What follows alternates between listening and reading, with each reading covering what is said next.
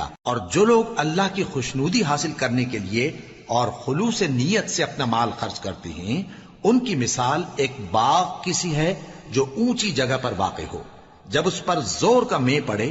تو دگنا پھل لائے، پھر اگر مے نہ بھی پڑے تو خیر پھوار ہی صحیح، اور اللہ تمہارے کاموں کو دیکھ رہا ہے۔ بھلا تم میں کوئی یہ چاہتا ہے کہ اس کا کھجوروں اور انگوروں کا باغ ہو جس میں نہریں بہ رہی ہوں اور اس میں اس کے لیے ہر قسم کے میوے موجود ہوں، اور اسے بڑھاپا آ پکڑے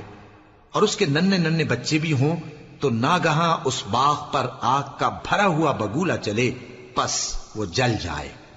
اس طرح اللہ تم سے اپنی آیتیں کھول کھول کر بیان فرماتا ہے تاکہ تم سوچو اور سمجھو۔ مومنو،